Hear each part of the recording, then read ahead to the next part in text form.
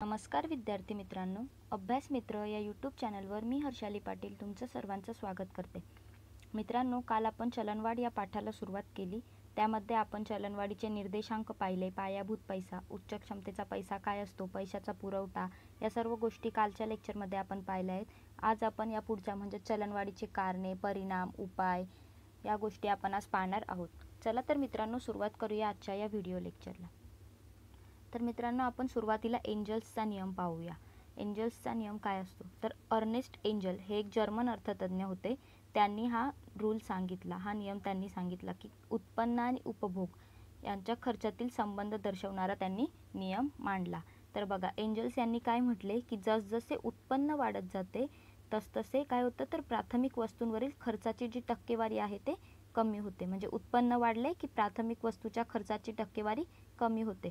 तर बघा, हे समजण्यासाठी एक उदाहरण बघा की एखादी गरीब व्यक्ती आहे आणि तो रोज 100 रुपये जर कमवत असेल आणि त्यातले अर्धे पैसे तो अन्नावरती म्हणजे 50 रुपये अन्नावरती खर्च करत असेल, आणि एखादा श्रीमंत असेल तो समजा 10,000 रुपये कमवत असेल आणि मग त्याने जरी त्याचे जेवण किती महाग असणार आहे, त्याचे जेवण जरी महागाचे असले तरी 1000 रुपयांचे आपण पकडू शकतो, तरी त्याचे 9,000 रुपये शिल्लकच राहतात ना. पण गरीबाचे अर्धे पैसे कुठे जातात, अन्नावर जातात. म्हणजे बघा की श्रीमंत आणि गरीब यांच्यामध्ये किती एक आपल्याला दरी दिसते की किती त्यांचा पैसा संपतो कशावर. आणि यातून आपल्याला काय कळतं तर त्यांची जेव्हा खर्चाची त्यांचा पगार जास्त असतो, 10,000 हे खूप 100च्या मानाने खूप जास्त पगार आहे. म्हणजे त्यांचं काय झालंय, त्यांची टक्केवारी खर्चाची जी आहे ती कमी झाली का, कारण की त्यांचे उत्पन्न हे वाढलेले आहे. हा नियम कोणी सांगितला, एंजल्स यांनी सांगितला. तर मित्रांनो, आता आपण चलनवाढीची कारणे पाहूया की कोणती कोणती कारणांनी चलनवाढ होत असते.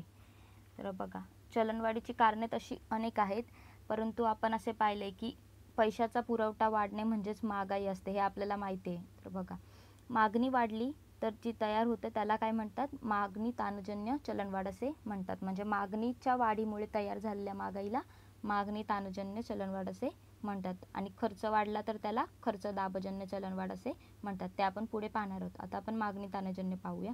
तर मित्रांनो, हे पण बघा की काही जे अर्थतज्ञ आहेत ते पैशाचा पुरवठा वाढणे यालाच काय म्हणतात, महागाई असे म्हणतात. आपण कालच्या लेक्चरमध्ये देखील पाहिलं आहे, पैशाचा पुरवठा वाढला की काय होते, महागाई वाढते, कारण की डायरेक्ट पैसा येतो आणि मग त्यामुळे मागणी देखील वाढते.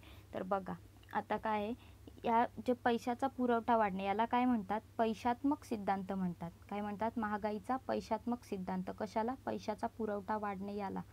आणि पुढे काही अर्थतज्ञ काय म्हणतात की महागाई जी होते ती खाजगी खर्चामध्ये वाढ होते किंवा लोकांच्या खर्च करण्याच्या पद्धतीत बदल होतात, यामुळे होतात. म्हणजे पैसे तर कारणं सांगतात की या पैसे तर कारणांमुळे महागाई वाढते, जसे की खाजगी खर्चात वाढ होणे, लोकांच्या खर्च करण्याची पद्धतीत बदल होणे, ही पैसे तर कारणं झाली. आणि याला काय म्हणतात, महागाईचा पैसे तर सिद्धांत याला म्हटलं जातं. बघा, भारतामध्ये जी महागाई आहे ती विशेष करून पैशात्मक कारणांमुळे आलेली महागाई भारतात आपल्याला आढळून येते. आता ही कारणे कोणती कोणती आहेत ते आपण डिटेलमध्ये पुढील प्रमाणे पाहूया. तर बघा, पहिलं काय आहे, शासकीय खर्चात वाढ. आता शासनाचा खर्च म्हणजे काय असतं, लोकांचे उत्पन्न असते, बरोबर. आपण शासनाला जेव्हा टॅक्स देतो, आपला कर देतो, तेव्हाच शासन खर्च करतो पैसा. विविध ठिकाणून शासनाला कर मिळतो आणि जे ते लोकांचे उत्पन्न असते तेच शासन खर्च करत असतो. मग शासन कशावर खर्च करतो, विविध योजनांवरती खर्च करतो. मग त्यामुळे काय होतं की आपल्या सामान्य जनतेच्या हातात जो खर्च करण्याजोगा काय येतो, पैसा येतो. योजना बनवतात त्यातून आपल्याकडे पैसा येतो आणि मग काय होते, क्रयशक्ती वाढते. म्हणजे इन शॉर्ट पैशाच्या पुरवठ्यात वाढ होते ना, म्हणूनच काय होतं की चलनवाढ होते. नंतर पुढे काय, तुटीचा अर्थ भरणा.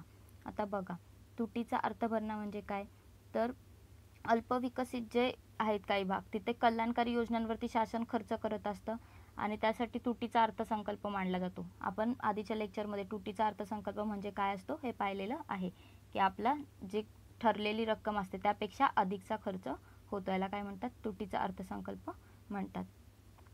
तर योजनांवरती खर्च करण्यासाठी भारतात तुटीचा अर्थसंकल्प मांडला जातो आणि तुटीचे आकलन होण्यासाठी काय केले जाते, राजकोषीय तूट आणि महसुली तूट हे प्रमुख संकल्पना आपण माहिती आहेत. की राजकोषीय तूट म्हणजे काय, राजकोषीय खर्च वजा जमा, आणि महसुली तूट पण काय, महसुली खर्च वजा महसुली जमा. तर या पुढे आपण सार्वजनिक वित्त या पाठामध्ये या संकल्पना पाहणार आहोत. तर बघा, तुटीचा अर्थ भरणा मानला जातो. या तुटीच्या अर्थ भरण्यातून काय तूट जर कमी झाली असेल तर मग ती किती झाली तो भरून काढण्यासाठी शासन काय करते, कर्ज घेते विविध ठिकाणून. आणि गरज नसेल तरी पण काय करते, नोटा छापत असते. आणि गरज असली तर नोटा छापत असते शासन.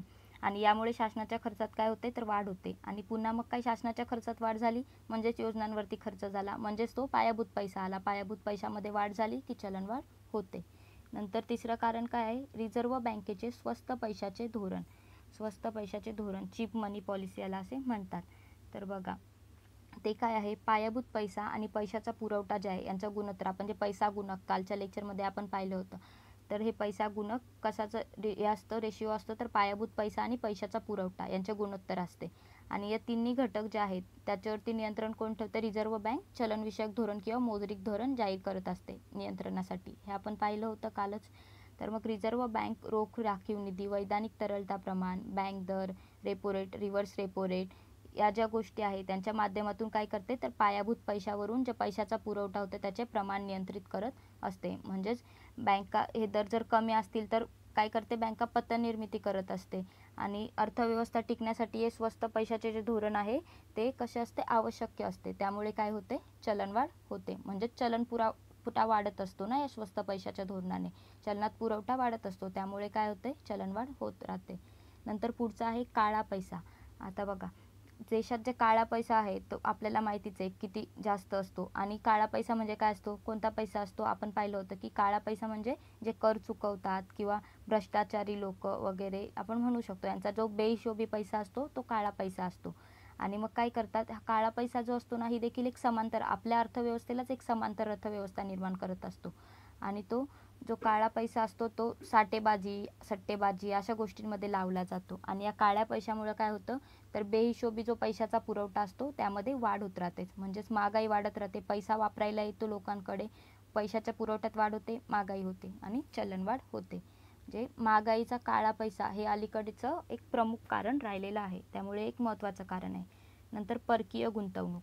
आता बघा, जेव्हा उदारीकरण, जागतिकीकरण झाले, मग आपण परकीय गुंतवणूक करू लागलो, व्यापारासाठी म्हणा किंवा काही आपण परकीय देशात गुंतवणूक करू लागलो. आणि काय होतं, यामुळे देशाच्या पैशाच्या पुरवठ्यात काय होते, वाढ होते. आणि त्यामुळे काय राहते, तर महागाई वाढत राहते. म्हणजे परकीय पैशात आपण जर गुंतवणूक केली तर काय होते, आपल्याला गुंतवणुकीवरती आपल्याला माहिती आहे, आपण जेव्हा बँकेत पण एखादे आपला काही मुदत ठेवी ठेवतो त्यावर आपल्याला व्याज मिळतो, तर आपल्याच पैशात वाढ होते ना पुढे जाऊन. म्हणजेच परकीय गुंतवणूक केली तरी आपल्या पैशात वाढ होते, पैशाच्या पुरवठ्यात वाढ होते आणि महागाई वाढते. तर आता बघा, ही जी परकीय गुंतवणूकपर्यंत आहे तर ही पैशात्मक कार्य होती.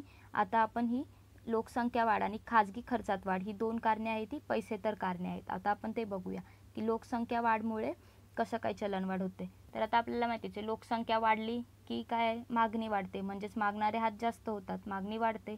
आणि लोकसंख्या जशी वाढणार तशी मागणी वाढली तर काय होतं की तेवढाच पैशाचा जो वस्तूंचं उत्पादन आहे तेवढं करावं लागतं. आणि मागणी वाढली की महागाई देखील वाढते, हे आपल्याला माहितीच आहे. तर बघा, लोकसंख्या वाढ हे एक महत्त्वाचं कारण आहे. मित्रांनो, लोकसंख्या वाढ हे बहुतेक समस्यांचं कारण हेच असतं की लोकसंख्या वाढ. भारतामध्ये तरी आणि चीन अशा देशांमध्ये तरी लोकसंख्या वाढ हे विशेष कारण असतं. ही सर्व कारणे तुम्हाला लक्षात ठेवायची आहेत. यातून तुम्हाला पैशात्मक कारणे कोणती आणि पैसेतर कारणे कोणती यावर देखील प्रश्न विचारले जाऊ शकतात, त्यामुळेही नीट लक्षात ठेवा. पुढचं कारण आहे खाजगी खर्चात वाढ. आता बघा, आपण आधीच म्हटलं की खर्चात वाढ झाली तरी पण काही अर्थतज्ञ म्हणतात की महागाई वाढते. म्हणजेच उत्पन्नात जर वाढ झाली आपल्या तर आपण खूप जास्त खर्च करतो आणि त्यामुळे काय होते, वस्तूंची मागणी वाढते आणि वस्तू महाग होतात. म्हणजेच पुढे जाऊन काय होते, तर महागाई निर्माण होते, म्हणजेच चलनवाढ होते. तर मित्रांनो, आपण आता मागणी ताणजन्य कारणं बघितली. आता आपण खर्च दाबजन्य कारणं कोणती आहेत हे पाहूया. तर बघा, खर्च दाबजन्य कारणं म्हणजे काय, तर खर्च वाढतो, यामध्ये आपल्याला कळू शकतं. तर बघा, ही पुरवठा कमी करणारी कारणे आहेत. कारण की काय होतं, पुरवठा कमी होतो, खर्च वाढला की मागणी जास्त वाढते आणि पुरवठा देखील कमी व्हायला लागतो. असं का होतं, आता आपण बघूया पुढे.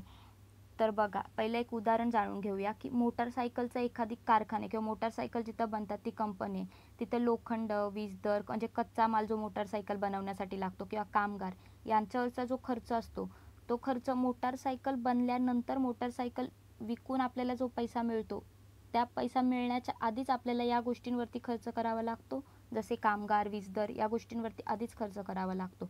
म्हणजे विक्री आधीच ही खर्च घडलेले असतात. आणि मग हे काय करत असतात, महागाईला मागून पुढे प्रत्यक्ष विक्रीपर्यंत ढकलतात. म्हणजेच पुढे खर्चाचे आपण आधीच खर्च केलेला असतो, आपलं उत्पन्न तेवढं नसतं, मग पुढे आपल्याला उत्पन्नात वाढ होत जाते आणि मग ते तिकडे आपल्या पैशाच्या पुरवठ्यात वाढ होते आणि मग काय होतं तर महागाई वाढत असते. तर आता बघूया आपण ही कारणे कोणती आहेत जी महागाईला मागून पुढे प्रत्यक्ष विक्रीपर्यंत ढकलतात. आता बघा, पहिलं काय आहे तर कृषी उत्पादनातील चढ उतार. आता बघा, जेव्हा मोसमी पाऊस असतो तेव्हा काय असतं तर शेतीमध्ये सिंचन क्षमता किंवा पारंपरिक शेती प्रकारे आपण जे बघतो या कारणांमुळे काय होते, कृषी उत्पन्नात जे वाढ आहे ती पाहिजे तशी आपल्याला होत नसते. म्हणजे कधी पाऊस पडत नाही, आपण कशावर मोस्टली पावसावरती अवलंबून असतो किंवा सिंचन क्षमता कमी असते. मग यामुळे काय होते, उत्पन्नात वाढ होत नाही कृषीच्या, आणि लोकसंख्या वाढत आहे आणि कृषीवरील उत्पन्न वाढत नाही, तर यामुळे काय होतो पुरवठा कमी पडतो आणि काय होते मग अन्नधान्याची किंमत वाढते. म्हणजे आपल्याला पुरवठा कमी झाल्यामुळं देखील किंमत वाढू शकते, कारण की खूप कमी गोष्ट असतील तर त्या कोण जास्त पैशात विकत घेणार याला महत्त्व असतं. मग एखाद्याकडे पैसा असेल तो जास्त पैशात विकत घेणार, अशा याच्याने महागाई वाढत राहते. तर हे एक कारण आहे. नंतर पुढचं कारण आहे अपुरी औद्योगिक वाढ. तर बघा, भारतातील उद्योग आहेत जे ते मोस्टली अर्धविकसित आहेत, बरोबर. त्यानंतर पारंपरिक उत्पादन पद्धती किंवा अकुशल कामगार, तंत्रज्ञानाचा अभाव, प्रशिक्षण कमी यांमुळे काय होतं तर वस्तूच्या उत्पादन खर्चात काय होते वाढ होत राहते. आणि मग यामुळे काय होते उत्पादन क्षमता कमी होते. म्हणजे उत्पादन जे खर्च आहे, उत्पादन खर्चात जर वाढ झाली तर उत्पादन क्षमता काय होते कमी होते आणि त्यामुळे औद्योगिक वाढ तेवढ्या जास्त प्रमाणात होत नाही आणि म्हणून काय होते महागाई निर्माण होते. उत्पादन क्षमता कमी झाली की पुरवठा कमी होतो, पुरवठा कमी झाला की काय होते महागाई वाढते. नंतर बघा, औद्योगिक कलह हे देखील एक कारण आहे. औद्योगिक कलहामध्ये काय होतं, मालक आणि कामगार यांच्यामध्ये काय असतं संघर्ष सुरू असतो आणि याचा परिणाम कुठे होत असतो उत्पादनावर होतो. इथे पण सेम, परत उत्पादनावर जर परिणाम झाला तर काय होणार पुरवठा कमी होणार आणि पुरवठा कमी झाला म्हणजे मागणी वाढणार आणि महागाई वाढणार. नंतर पुढचं काय आहे नैसर्गिक संकटे. आता बघूया, भूकंप, दुष्काळ, पूर आपल्याला माहिती आहे ते सर्व, त्सुनामी, ही जी संकट आहेत ही काय असतात अर्थव्यवस्थेला हानिकारक असतात. कशी, कारण अन्नधान्य, जीवनावश्यक वस्तू यांचा काय होतो तुटवडा होतो आणि या अशा जेव्हा गोष्टी येतात तेव्हा त्यातून लवकर सावरता देखील येत नाही. त्यामुळे काय होतं उत्पादन थांबवावं लागते. उत्पादन थांबलं की पुरवठा कमी होतो, पुरवठा कमी झाला आणि अशा वेळी मागणी वाढत राहते जेव्हा टंचाई निर्माण होते तेव्हा, आणि मागणी वाढली तर काय होतं महागाई वाढते. नंतर पुढचं आहे सट्टेबाजी आणि साठेबाजी. तर बघा, हे पण आहे, जेव्हा एखाद्या गोष्टीचा आपण साठा करून ठेवतो, म्हणजे व्यापारी जेव्हा असतात तेव्हा काय करतात ते पुढे जाऊन टंचाई निर्माण होऊ नये म्हणून ते काय करतात साठा करतात, किंवा जेव्हा एखाद्या गोदामात माल साठवून ठेवतात आणि टंचाई निर्माण झाली की मग काय होते भाववाढ होते आणि व्यापाऱ्यांना अशी भाववाढ असते ती अपेक्षितच असते. आणि सामान्य लोकांनी पण गहू, बाजरी किंवा धान्य, तांदूळ जे पण त्यांचं धान्य किंवा साखर असं खूप सारं भरून ठेवलं, साठा करून ठेवलं, तर भाववाढ होईपर्यंत साठवून ठेवणे हे काय असतं तर कृत्रिम टंचाई निर्माण होते. आपण साठा करत राहिलो तर पुढे जाऊन थोड्या दिवसांनी त्याची टंचाई निर्माण होते आणि टंचाई झाली की मग काय होते भाववाढ वाढते, म्हणजेच इन शॉर्ट महागाई वाढते.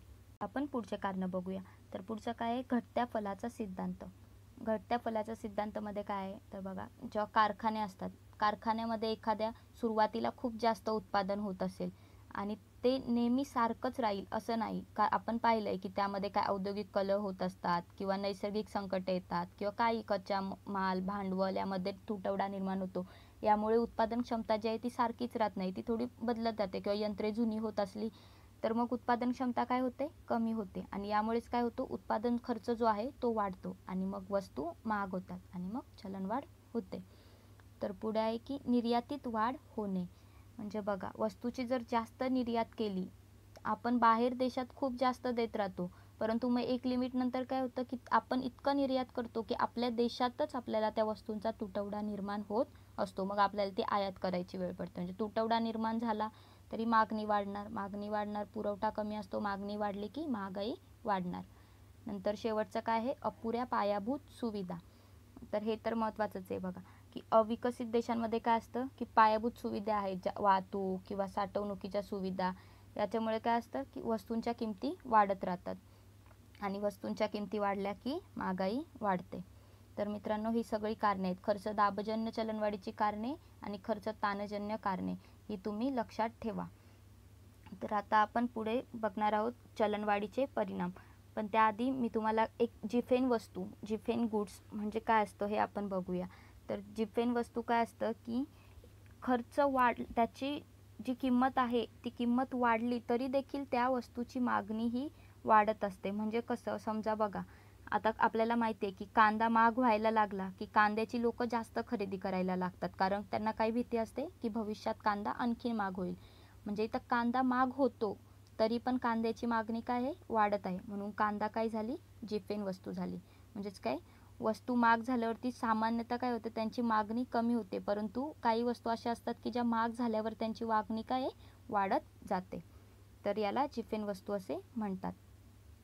आपण चलनवाढीचे परिणाम बघूया.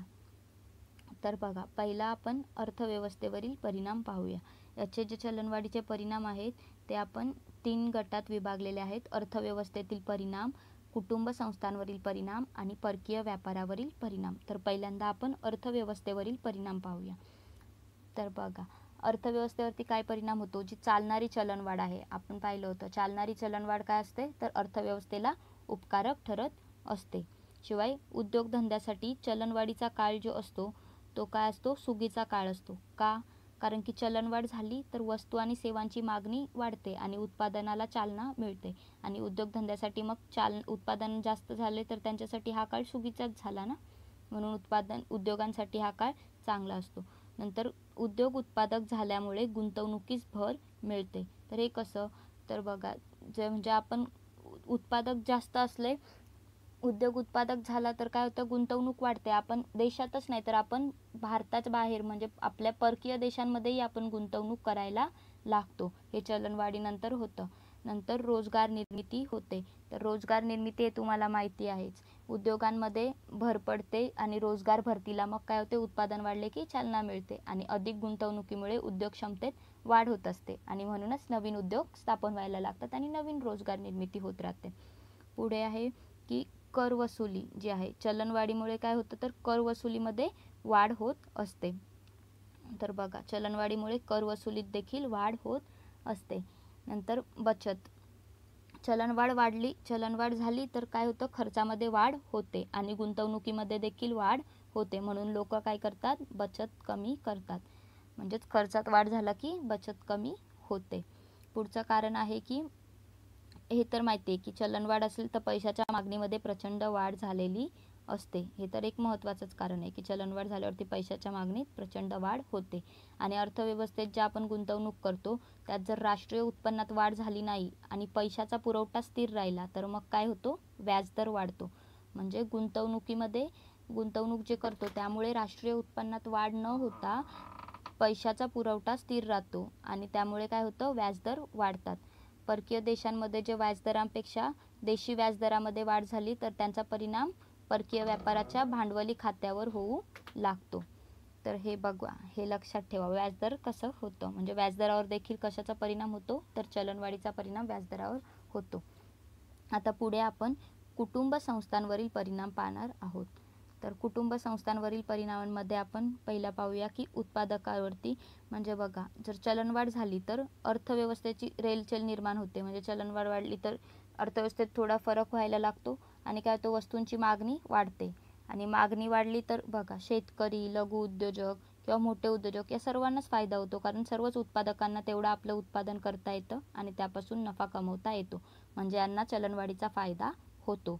शिवाय जे औद्योगिक गुंतवणूकदार आहेत ते उद्योगांमध्ये गुंतवणूक करतात किंवा शेअर खरेदी करतात, याच्यातून त्यांना काय होतो, फायदा होतो. आता ऋणको म्हणजे काय, जे लोक कर्ज घेतात, ज्यांनी कर्ज घेतलेलं आहे ते ऋणको.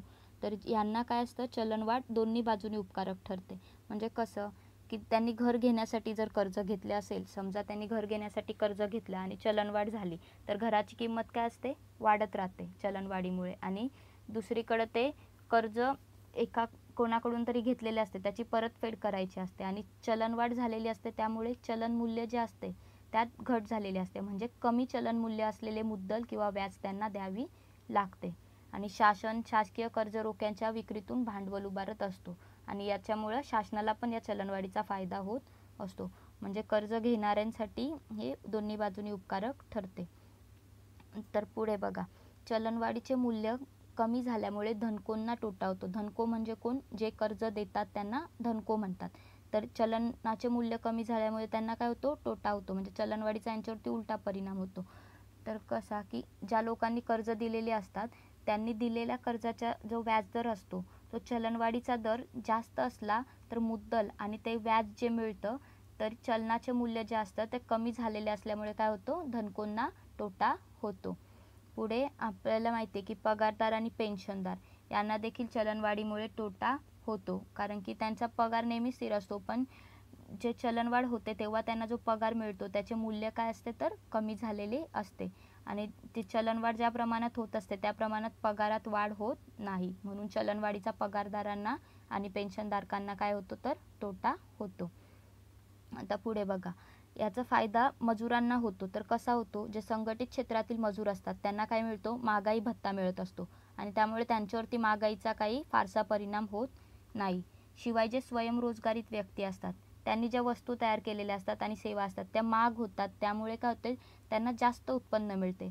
परंतु चलनवाढ झालेली असते म्हणजे त्यांना जे उत्पन्न मिळते त्यांच्याकडे उत्पन्न जास्त असून पण ते चलनाचे जे मूल्य असते, ती व्हॅल्यू असते त्या पैशाची, ती काय असते? कमी असते, म्हणून चलनवाढीचा त्यांच्यावरती शून्य परिणाम होतो. तर हे एक लक्षात ठेवा. आता तिसरा आपण परकीय व्यापारावरील परिणाम हे पाहणार आहोत. आपण काय पाहतोय हे लक्षात आलं ना? आपण चलनवाढीचे परिणाम पाहतोय. आपण त्यात अर्थव्यवस्थेतील परिणाम पाहिले, कुटुंब संस्थांवरील परिणाम पाहिले आणि आता आपण परकीय व्यापारावरील चलनवाढीमुळे होणारे परिणाम पाहणार आहोत. तर बघा, यामध्ये कसं आहे, आयात निर्यातीवरती याचा परिणाम होत असतो. तर कसं की चलनवाढीचा जो दर असतो तो आपल्या देशातील दर आणि परकीय देशांमधील दर यावरती चलनवाढीचा परिणाम अवलंबून असतो. म्हणजे एखाद्या भारतापेक्षा चीनमध्ये चलनवाढीचा दर जर जास्त असेल तर जी भारताची चीनला होत असलेली निर्यात वाढते. म्हणजे चीनमध्ये चलनवाढीचा दर जास्त असला तर आपण निर्यात जास्त करतो, कारण चीनी लोकांना भारतीय वस्तू काय वाटायला लागतात? स्वस्त वाटायला लागतात, कारण तिथे चलनवाढ असते. आणि याउलट भारताची जी चीनकडून होत असलेली आयात असते ती मंदावते, कारण की भारतापेक्षा अमेरिकेत चलनवाढीचा दर जर कमी असला तर भारताची अमेरिकेकडून जी आयात होत असते ती वाढते. म्हणजे जिथून आपल्याला जितका फायदा तिथून आपण आयात किंवा तिथे आपण निर्यात करतो. तर यानुसार हे चालते. आयात निर्यातीवरती चलनवाढीचा परिणाम होत असतो. शिवाय विनिमय दरावरती देखील चलनवाढीचा परिणाम होतो. म्हणजे ज्या देशाच्या चलनवाढीचा दर जास्त असतो त्या देशाचे चलनाचे अवमूल्यन होते. यावरून विनिमय दरावरील परिणाम कळतो. म्हणजेच बघा की जे युआन आहेत, चीनी युआन, चीनचं युआन चलन आहे, तर युआनमध्ये मिळणाऱ्या वस्तूंपेक्षा भारतीय रुपयात मिळणाऱ्या ज्या वस्तू आहेत त्यांना जास्त मागणी आहे. आपण जे मगाशी उदाहरण पाहिलं त्यातच, कारण की तिथे चलनवाढ आहे म्हणून आपल्याला भारतीय रुपयात मिळणाऱ्या वस्तूंना जास्त मागणी आहे आणि रुपयाच्या बदल्यात युआन चलनाची किंमत काय होते तर कमी होते. आणि भारत अमेरिकेचं जर पाहिलं तर मग त्यामध्ये काय होतं तर डॉलरच्या बदल्यात रुपयाची किंमत काय होते? कमी होते. म्हणजेच चलनवाढीचा विनिमय दरावरील जो परिणाम असतो तो दुसऱ्या देशांमधील चलनवाढीवर देखील अवलंबून असतो. तर हे इंटरलिंकेज गोष्टी असतात एका देशाचे दुसऱ्या देशाचे चलनवाढीच्या दराशी. तर आपण आता व्यापार चक्रे म्हणजेच बिझनेस सायकल पाहणार आहोत. व्यापार चक्र हे अर्थव्यवस्थेतील महत्त्वाची गोष्ट असते, कारण यावरच अर्थव्यवस्था चालत असते आणि अर्थव्यवस्थेत हे टप्पे येत राहतात. यातून सरकार शासन आपल्याला बाहेर काढत असते. तर हे आपण काय आहे ते पाहूया. तर बघा, इथे तुम्हाला दिसते पहिला काय होतं? एक्सपान्शन. पीकला जातो, एक्सपान्शन होतं म्हणजे काय होतं? पुनरुत्थान होतं. मग काय होतं? खाली येतो म्हणजेच रिसेशन होतं. रिसेशन म्हणजे काय? रिसेशन म्हणजे प्रतिसरण होतं, घसरण असं म्हणू शकतो.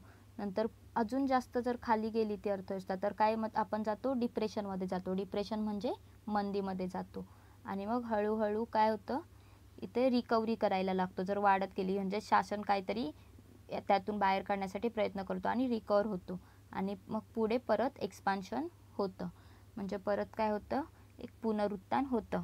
हे शासनाच्या धोरणांमुळे होतं आणि मग पुन्हा कधीतरी अशी वेळ येते की ते रिसेशनमध्ये जातं. म्हणजे हे चक्र सारखं असं असं हे चक्र चालूच राहतं. म्हणजे व्यापारामध्ये अर्थव्यवस्थेमध्ये तेजी मंदी या गोष्टी येतच राहतात. इथे जी असते ती तेजी असते, इथे असते ती मंदी असते. तर या गोष्टी अर्थव्यवस्थेमध्ये चालूच राहतात. तर आता आपण यातल्या एक एक संज्ञा पाहूया. तर पहिला बघा की प्रत्येक अर्थव्यवस्था विशिष्ट चक्रामधून जात असते आणि या चक्रालाच काय म्हणतात, व्यापार चक्र असे म्हणतात.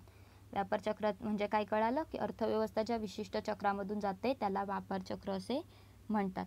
तर बघा आर्थिक विकास होणे प्रत्येक अर्थव्यवस्थेला वाटत असतं की आपला आर्थिक विकास झाला पाहिजे, पण काही जे अर्थशास्त्रीय कारणे आहेत त्यामुळे काय होतं, आर्थिक विकासामध्ये घट होते आणि काय होते, मंदीची अवस्था निर्माण होते. तर बघा मंदीची अवस्था कोणत्या कोणत्या टप्प्यांमधून जाते हे आपण आता पाहणार आहोत.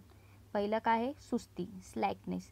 यामध्ये काय होतं की काही अर्थशास्त्रीय कारणांमुळे काय होते, मागणी कमी होते आणि चलनघट देखील होते. चलनघट झाली तर बचत दरात काय होते, वाढ होते आणि गुंतवणुकीत घट होते.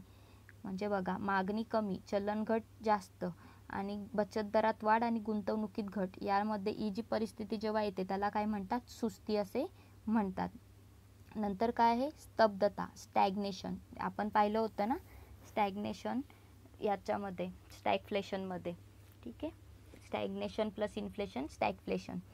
तर बघा आता स्तब्धता, स्टॅग्नेशन म्हणजे काय असतं की ही जी सुस्ती आहे म्हणजे मागणी कमी होऊन राहिलेली, चलनघट झालेली किंवा बचत दरात वाढ झालेली, ही जी सुस्ती आहे ही जर बराच काळ तीच परिस्थिती राहिली तर मग काय होतं की आर्थिक व्यवहार थांबून जातात आणि आर्थिक व्यवहार थांबले तर स्तब्धता निर्माण होते आणि या अवस्थेत चलनघट झालेली असते.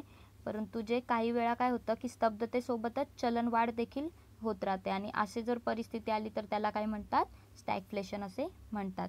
आणि शासनाने जर योग्य धोरण राबवले नाही तर मग मंदीची अवस्था येऊ शकते. म्हणजे यावेळीच शासनाला योग्य ते धोरण अवलंबायची गरज असते. तर हे स्तब्धता झालं. नंतर काय आहे, प्रतिसरण. ही जी स्तब्धतेची परिस्थिती आहे ही परिस्थिती खूप जास्त वेळ राहिली तर प्रतिसरण, रिसेशन ही परिस्थिती निर्माण होते. तर इथे देखील शासनाला हस्तक्षेप करून चलनवाढीची अवस्था निर्माण करून अर्थव्यवस्थेला या चक्रातून बाहेर काढण्याचे आटोकाट प्रयत्न करावे लागतात. म्हणजे इथे खूप मेहनत घ्यावी लागते, शासनाला प्रॉपर नियोजन करावे लागते आणि जर केले नाही शासनाने तर मग मंदीची परिस्थिती उद्भवते. म्हणजेच प्रतिसरण अधिक काळ राहिला तर काय येते, मंदी, डिप्रेशन येते आणि इथं शासनाचा अर्थव्यवस्थेवरील ताबा सुटतो. मंदीची परिस्थिती तुम्हाला माहितीच आहे, ही खूप गंभीर परिस्थिती असते आणि या परिस्थितीला मंदी असे नाव दिलेले आहे. 1929 मध्ये जगाने अशी मंदी पाहिली होती. डिप्रेशन, मंदीलाच डिप्रेशन असे देखील म्हणतात. आणि 2008 मध्ये पाश्चिमात्य देशांना, म्हणजे आता लेटेस्ट पाश्चिमात्य जे देश आहेत त्यांना 2011 मध्ये युरोपीय देशांमध्ये जे आर्थिक संकट उद्भवले होते ते व्यापार चक्रातील तिसऱ्या अवस्थेतील म्हणजे रिसेशन, प्रतिसरण या टप्प्यातील आहे. तर बघा म्हणजे लेटेस्ट कधी काय, आणि हे करंटशी रिलेटेड आहे त्यामुळे कधी मंदीची परिस्थिती किंवा कोणत्या स्टेजमध्ये आपली अर्थव्यवस्था आहे हे आपल्याला लक्षात ठेवणे गरजेचे आहे. यावर प्रश्न विचारला जाऊ शकतो. तर याच्यानंतर कोणतं आहे तर पुनरुत्थान, रिवायवल. म्हणजे मंदीची परिस्थिती येऊन गेली तर शासन काय करतो की काहीतरी चलनविषयक किंवा राजकीय धोरण जे आहेत ते परिस्थिती सुधारण्यासाठी शासन प्रयत्न करत असतो आणि यातून काय होते, मग पैसा शासन ओतते आणि मागणी वाढते. मागणी वाढली की उत्पादन वाढतं आणि उत्पादक कार्य जी आहेत ती घडू लागतात आणि लोकांच्या हातात पैसा येतो आणि जी परिस्थिती आहे ती पूर्ववत म्हणजे नॉर्मल व्हायची चिन्हे दिसायला लागतात. परंतु जर शासनाने असे केले आणि स्वस्त पैशाचा जे चलवशक धोरण आहे शासनाचे, जे डिअर मनी पॉलिसी आपण असं म्हणतो, शासनाचे जे स्वस्त पैशाचे धोरण, डिअर मनी पॉलिसी नाही ते वेगळे आहे, जे शासनाचे स्वस्त पैशाचे धोरण आहे चीप मनी पॉलिसी, तर ते धोरण जर असले तर पैशाचा पुरवठा जर अधिक झाला आणि त्याने पैशाचा पुरवठा वाढतच गेला तर काय होते, महागाई निर्माण होते. म्हणजेच तेजी, इन्फ्लेशनची परिस्थिती निर्माण होते.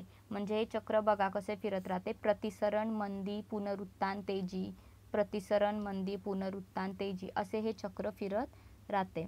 तर हे तुम्ही लक्षात ठेवा. याचा क्रम लावायला देखील विचारला जाऊ शकतो. तर आता आपण चलनवाढीवरील उपाय पाहणार आहोत. चलनवाढीवर कोणकोणते उपाय केले जातात. तर ह्याच्या पण आपल्याला 3 पद्धतीने उपाय आहेत. चलनविषयक उपाय आहेत, राजकोषीय उपाय आहेत आणि थेट उपाय आहेत. तर आपण पहिल्यांदा चलनविषयक उपाय कोणते हे पाहूया. तर बघा, RBI काय करते, RBI कडक पैशाचे धोरण राबवते, म्हणजे डिअर मनी पॉलिसी. यामध्ये काय असतं, रोख राखीव निधी जी असते किंवा वैधानिक रोखता प्रमाण, बँक दर, रेपो दर, रिव्हर्स रेपो दर या गोष्टी असतात त्या वाढवल्या जातात आणि यामुळे काय होतो, बाजारातील जो पैशाचा पुरवठा आहे तो कमी होतो आणि किमती कमी होतात. म्हणजे ही परिस्थिती थोडीफार नॉर्मल होऊ शकते. शिवाय रिझर्व्ह बँक काय करते की त्यांच्याकडे जे सरकारी कर्जरोखे असतात त्यांची विक्री करते आणि विक्री केली तर बाजारातील रोखता काय होते, कमी होते. नंतर RBIने मार्केट स्टॅबिलायझेशन स्कीम सुरू केली होती. तर ही स्कीम कशासाठी होती की परकीय देशांमध्ये जी आपण गुंतवणूक करतो त्यामुळे जी चलनवाढ होते ही रोखण्यासाठी 2004 मध्ये RBIने ही मार्केट स्टॅबिलायझेशन स्कीम सुरू केली होती. नंतर अजून एक काय केलं जातं की काळा पैसा कुठे आहे, तो किती आहे आणि हे सगळं शोधलं जातं आणि त्यावर उपाययोजना शासन करत असतो. त्यातून देखील आपली महागाई कमी होऊ शकतो, कारण काळा पैसा हे महागाईचं प्रमुख कारण आहे, हे आपण मगाशीच पाहिलं. नंतर आपण राजकोषीय उपाय कोणते आहेत हे पाहूया. तर बघा, महसुली तूट म्हणजे काय असतं, महसुली खर्च वजा महसुली जमा, आणि भांडवली तूट म्हणजे काय, भांडवली खर्च वजा भांडवली जमा. तर या ज्या महसुली तूट आणि भांडवली तूट आहेत या कमी करणे म्हणजेच काय असतं, राजकोषीय उपाय असतं. या 2 तुटी कमी केल्या जातात. म्हणजेच काय, तर शासन काय करतं, उत्पन्न वाढले आणि खर्च कमी झाला तर किमती काय करतात, आटोक्यात आणण्याचा प्रयत्न करतात. तर बघा, उत्पन्न वाढवण्यासाठी काय असतं, तर अधिक महसूल जो आहे तो गोळा केला जातो आणि अनुत्पादक खर्च किंवा अनुदाने, सबसिडीवरील खर्च यांमध्ये काय होते, कपात केली जाते आणि यांसारखे उपाय शासन योजत असते. कशासाठी, तर चलनवाढ नियंत्रण करण्यासाठी. नंतर पुढचं काय आहे, 2003 मध्ये FRBM कायदा, fiscal responsibility and budget management act, हा FRBM कायदा आला होता. तसेच राजकोषीय शिस्त या देखील कशाचा भाग होता, तर या चलनवाढीवरील उपायांचाच भाग होता. पुढे आपण FRBM कायदा डिटेलमध्ये पाहणार आहोत. नंतर आपण थेट उपाय कोणते हे पाहूया. तर बघा, थेट उपायांमध्ये पहिलं काय आहे की विविध कृषी उत्पादन जे असतात त्यासाठी किमान वसुली किंमत जाहीर केली जाते किंवा साठेबाजी जी आहे त्याच्यावर आळा घातला जातो. यामुळे देखील चलनवाढीवरती नियंत्रण येऊ शकतं. शिवाय जे साखर, कागद, सिमेंट यांसारख्या वस्तू आहेत त्यांच्या दुहेरी किमती जाहीर केल्या जातात. तर दुहेरी किमती म्हणजे काय, तर गरिबांसाठी वेगळी किंमत आणि साखरेसाठी वेगळी श्रीमंतांसाठी वेगळी किंमत केली जाते. म्हणजे साखर जी आहे ती गरिबांसाठी वेगळ्या किमतीला आणि श्रीमंतांसाठी वेगळ्या किमतीला असे दर जाहीर केले जातात. यामुळे चलनवाढीवरती नियंत्रण येतं. कारण आपण मगाशी बघितलं की जे श्रीमंत लोक आहेत त्यांचं उत्पन्न वाढलेलं असतं त्यामुळे त्यांना तो अन्नावरचा खर्च करायला काहीच वाटत नाही, परंतु तेच खर्च गरिबांना करायला त्यांची अर्धी इन्कम त्यामध्येच जाते, म्हणून हे महत्त्वाचं आहे. तर आता बघा, शासनाने मुख्य अन्न वस्तूंची साठवणूक आणि वाहतूक आणि विपणन करणे हे देखील केलं जातं. हा एक उपाय आहे. म्हणजे जे मुख्य अन्नधान्य आहे त्यांची शासन साठवणूक करतं किंवा वाहतूक करतं किंवा विपणन देखील करतं.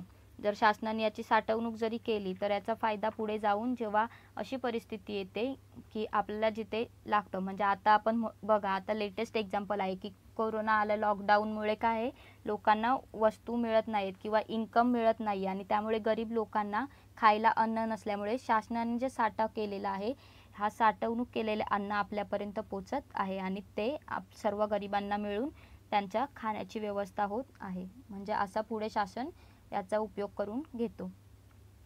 तर बघा, अजून काय आहे, तर पुढे तुटवडा जाणवणाऱ्या वस्तू ज्या आहेत त्यांचे देशांतर्गत उत्पादन वाढवण्यासाठी प्रयत्न करणे. म्हणजे ज्या वस्तू कमी पडतात त्याचे देशांतर्गत उत्पन्न वाढवायचे.